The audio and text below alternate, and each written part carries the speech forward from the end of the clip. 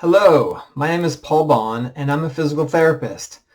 I help people move better, whether it's after an injury, after surgery, or some other painful event in their life, whether it's more of a neurological problem or something more musculoskeletal. There are many things out there that can impede the way we move. So as a physical therapist, I'm an expert in helping people do the things they need to do, learn the exercises, stretches, movement patterns to move better. And that brings me to what I'd like to talk about today, and that is the current situation we're all in with the coronavirus pandemic. Many of us are stuck at home, not really going anywhere, and for a lot of us, we're just not moving as much as we were before. And now would be a great time to start doing some exercises at home. There are thousands of wonderful exercise resources online, so many videos on YouTube. It's a bit of an overload. And I'd like to talk to the people today who aren't sure where to start.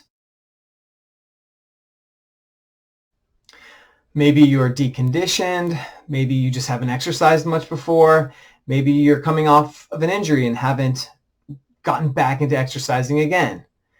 Well, what I've put together are 9 exercises that are very safe, fairly simple, and easy to do that will help you to slowly build up a group of muscles that we call the core muscles, and they refer to muscles that help to stabilize the spine, to put it simply.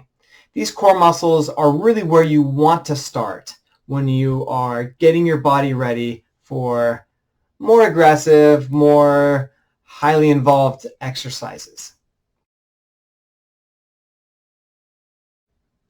When we talk about the core, we're really talking about a group of muscles that, among other things, help to protect the lumbar spine.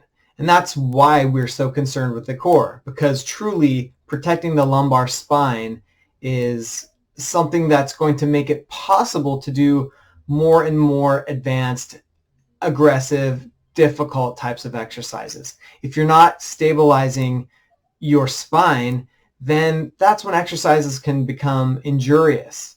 And the spine is one of the places we really don't want to end up with an injury. That's why you hear the term about core exercises thrown around so much. It's just so important. It also helps you do things better. The stronger your core is, the better the rest of your body is able to use its muscles effectively. Transmission of energy from the core out to the extremity is really based on how stable that core is. Your trunk, your hips, your pelvis, that's what we're talking about when it's the core.